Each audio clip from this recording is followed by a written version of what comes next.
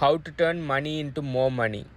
சிலர்கிட்ட கேட்டிருந்தீங்க, நாங்கள் ஆல்ரெடி ஒரு ஜப் ஒன்று செய்கிறோம், இல்லாட்டி பிஸ்னஸ் ஒன்று செய்கிறோம், அப்படி இல்லாட்டி எங்கள்கிட்ட ஒரு குறிப்பிட்ட அளவு பணம் இருக்குது.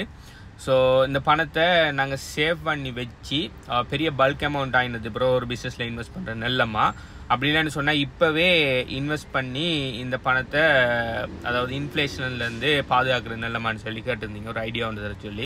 என்னை பொறுத்த வரைக்கும் உங்கள்கிட்ட இருக்கிற பணத்தை நீங்கள் பேங்க்கில் சேவ் பண்ணி வைப்பீங்கன்னு சொன்னால் அதை போல் ஒரு முட்டாள்தனம் ஒன்றும் இல்லை. என்ன சொன்னால் நம்மளுக்கு நம்ம இப்போ நீங்கள் ஒரு ஜப் ஒன்று செஞ்சாலும் சரி, நீங்கள் ஒரு பிஸ்னஸ் ஒன்று செஞ்சாலும் சரி, நீங்கள் ஒரு வகையில் ஏர்ன் பண்ணுவீங்க, ரைட்? இப்போ கஸ்டமர்ஸ் உங்களுக்கு ஒரு வகையில் பணம் தருவாங்க. அப்படி இல்லாட்டி நீங்கள் ஒரு ஒர்க் பண்ணிங்கன்னா உங்களோட கம்பெனி ஒரு வகையில் பணம் தரும். நீங்கள் கவர்மெண்ட்டுக்கு ஒர்க் பண்ணிங்கன்னு சொன்னால் கவர்மெண்ட் உங்களுக்கு பணம் தரும். அந்த பணம் பார்த்தீங்கன்னு சொன்னால் பேப்பர் கரன்சியலான நீங்கள் ஸ்ரீலங்காவில் வைப்பீங்கன்னு சொன்னால் எல்கேஆர், கனடாவில் வைப்பீங்கன்னு சொன்னால் கெனடியன் டாலர், யூஎஸ்ல வைப்பீங்க யூஎஸ் டாலர்னு சொல்லி அந்த நாட்டில் பேப்பர் கரன்சியை தருவாங்க. ஆனால் உண்மை என்னன்னு சொன்னால் அது உண்மையான கரன்சி இல்லை, அது ஒரு பேப்பர்.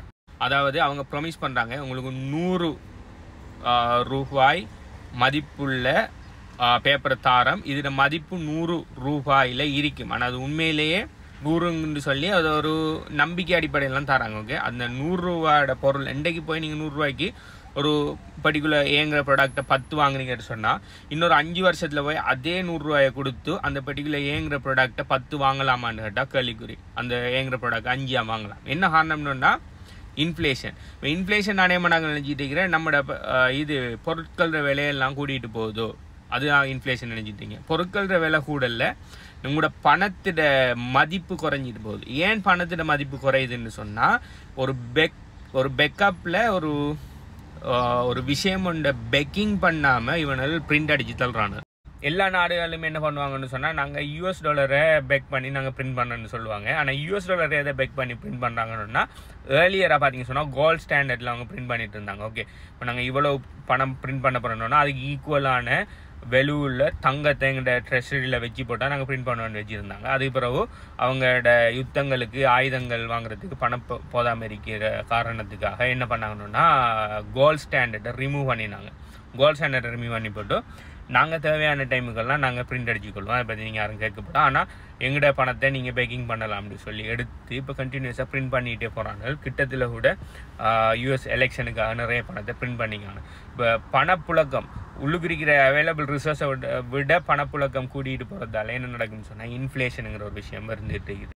இதனால் பார்த்தீங்கன்னா நீங்கள் ஏர்ன் பண்ணுற மணியாக இருந்தாலும் சரி, நீங்கள் பிஸ்னஸில் உங்களுக்கு வர ப்ராஃபிட்டாக இருந்தாலும் சரி, என்ன வகையில் உங்களோட பணம் ஒன்று இருந்தாலும் அந்த பணத்தை ஒரு குறிப்பிட்ட கட்டம் சேர்ந்ததுக்கு பிறகு இன்வெஸ்ட் பண்ணுவோம்னு சொல்லி கடைசி வரை நினைக்காதீங்க. அந்த குறிப்பிட்ட அளவு அந்த பணம் உங்கள்கிட்ட சேர்ந்து வாரத்துக்கு உங்களுக்கு ஒரு 5-10 வருஷம் போகுதுன்னு சொன்னால் அந்த 5-10 வருஷம் போகிறதுக்கு இடையில அந்த பணத்தோட பெருமதி இன்றைக்கு இருக்கிற பெருமதியான 5-10 வருஷத்தில் இருக்குமாங்கிறது கேள்விக்குறி. அதனால் எந்த அட்வைஸ் என்னன்னா சின்ன அவங்களுக்கு கொஞ்சம் பணம் இருந்தாலும் ஒரு எமர்ஜென்சிக்குன்னு சொல்லி ஒரு சின்ன ஒரு சேவிங்ஸை வச்சுட்டு மிச்ச பணத்தை எல்லாத்தையுமே இன்வெஸ்ட் பண்ணுங்கள். நீங்கள் இன்வெஸ்ட் பண்ணுறது நிறைய வழியில் இன்வெஸ்ட் பண்ணலாம். ஒன்று சின்ன பிஸ்னஸை ஸ்டார்ட் பண்ணலாம்.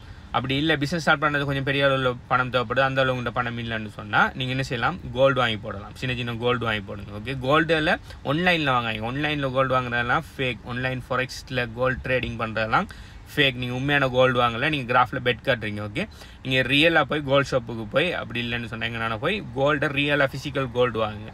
அப்படி இல்லையா பிட்காயின் வாங்க. பிட்காயினில் எத்தூரியம் நல்ல ப்ராப்பரான ஃபண்டமெண்டல் அனாலிசிஸ் பண்ணி நல்ல காயினில் வாங்க. நான் ரெக்கமெண்ட் பண்ண மாட்டேன். நீங்கள் லாங் டைமுக்கு சேவ் பண்ணுறீங்க, ப்ராப்பராக ஒரு இன்வெஸ்ட்மெண்ட் மாதிரி செய்கிறீங்கன்னா பிட்காயின் நெத்தூரியை தவிர எந்த காயினையும் வாங்குறது நான் சஜஸ்ட் பண்ண மாட்டேன். பிட்காயின் நெத்தூரியை ஸ்பாட் மார்க்கெட்டில் வாங்கி அதை ஹார்ட்வேர் வாலெட்டில் ப்ரொடெக்ட் பண்ணுவீங்க. நீங்கள் எக்ஸ்சேஞ்சில் அதை வாங்கி எக்ஸ்சேஞ்சிலேயோ அப்படி இல்லாட்டி என்ன ட்ரேடிங் பிளாட்ஃபார்மில் வைப்பீங்கன்னு சொன்னால் அது அடுத்த மடத்தானம். ஓகே, அது இல்லாமல் போகிற நிறைய சான்ஸ் இருக்குது. உங்களோட ஹார்ட்வேர் வாலெட் ஒன்றில் வாங்கி அதை சேவ் பண்ணுங்க.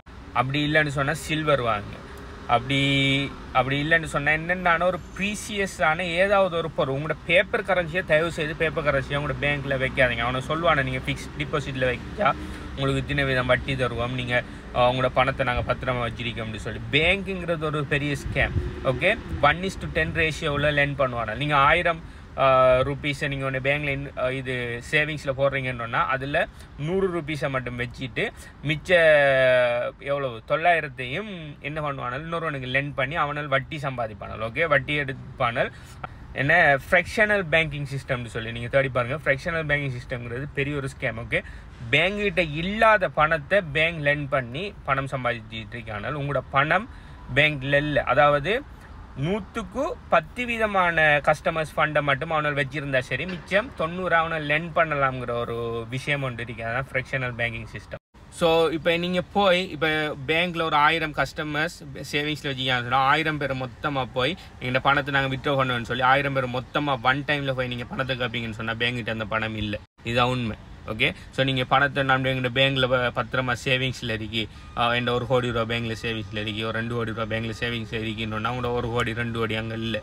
அதை எடுத்து அவனால் இது என்ன லெண்ட் பண்ணிட்டு விளையாடிட்டு இருக்கானால் கிட்டத்தில் நிறைய பேங்க்குகள் பேங்க்ரப்ட் ஆயினிக்கு. ஓகே, இலங்கையிலோட சைலாண்ட் பேங்க்ரப்ட் ஆயினிக்கு. அது அரசியலால் பேங்க்ரப்ட் ஆயினது. ஆனால் யூஎஸில் நிறைய பேங்க் கிட்டத்தில் பேங்க்ரப்ட் ஆயினிக்கு. என்னென்னா டெப்ட், சரி சும்மா இது ஆக்களுக்கு கடன் கொடுக்குற கடன் அவனால் அடக்க இல்லாட்டி பேங்க்ரப்ட். ஓகே, போதுமான அளவு பணம் இல்லை. ஃப்ரெக்ஷனல் பேங்கிங் சிஸ்டம் இப்போ 100% கஸ்டமர்ஸில் 100% அவனில் வச்சுட்டு பண்ணணுன்னா ஒரு பிரச்சனையும் இல்லை. ஆனால் அப்படி வச்சுருந்தா பேங்க்கு எங்கேருந்து வர பிஸ்னஸ்? அப்போ அவனில் என்ன செய்ய அதை ஃபுல்லாக மக்களோட பணத்தை தான் விளையாடுறாங்க. ஸோ அதனால் நீங்கள் பிஸ்னஸ் பண்ணாமல் விடுங்க, நீங்கள் இன்வெஸ்ட் பண்ணாமல் விடுங்க. ஆனால் தயவு செய்து உங்களோட பணத்தை தயவு செய்து பேங்கில் மட்டும் பத்திரமா வைக்கன்னு சொல்லி நினச்சி வைக்காதீங்க தயவு செய்து. அது மட்டும்தான் என்னால் சொல்லலாம். இது ஒன்றும் ஃபைனான்ஷியல் அட்வைஸ் இல்லை.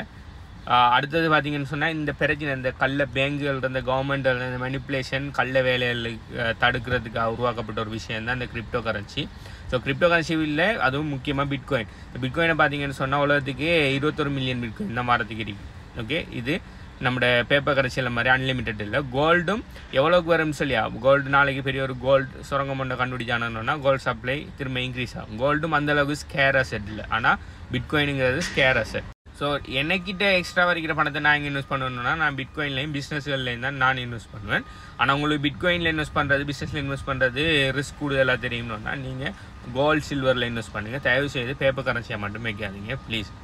ஓகே, இது ஒன்றும் ஃபைனான்ஷியல் அட்வைஸ் இல்லை, உங்களோட ஓன் ரிசர்ச்சில் பண்ணிக்கொள்ளுங்க. அடுத்து நீங்கள் பிட்காயின் கிரிப்டோ கரன்சியை பற்றி பேசிக்கில் இருந்து படித்து 14 வழியில் கிரிப்டோ கரன்சியில் எப்படி ஏர்ன் பண்ணுன்னு சொல்லி தெரியணும்னு சொன்னால் HBOன்னு சொல்லி கீழே கமெண்ட் பண்ணுங்கள். நாங்கள் எங்களோட HBO கிரிப்டோ கரன்சி கோச்சிங் ப்ரோக்ராமில் 14 வழியில் எப்படி பிட்காயினில் கிரிப்டோ கரன்சியில் ஏர்ன் பண்ணுன்னு சொல்லி தரோம். ப்ளஸ் உங்களுக்கு டவுட்ஸை கிளியர் பண்ணுறதுக்கு எங்களோட கோச்சிங் ப்ரோக்ராம்லேயே உங்களுக்குன்னு சொல்லி ஒரு பர்சனல் பிஸ்னஸ் அசோசியேட் வந்து அசைன் பண்ணோம். அவங்க நீங்கள் படித்து முடிக்கிற காலம் ப்ளஸ் அதுக்கு பிறகு கூட உங்களுக்கு அந்த கிரிப்டோ ரிலேட்டடாக என்ன டவுட்ஸ் இருந்தாலும் அவங்க உங்களுக்கு கிளியராக ஹெல்ப் பண்ணுவாங்க. இது சம்மந்தமான மேலே டீட்டெயில்ஸ் வரும்னு சொன்னால் HBOன்னு சொல்லி கீழே கமெண்ட் பண்ணுங்கள். பை.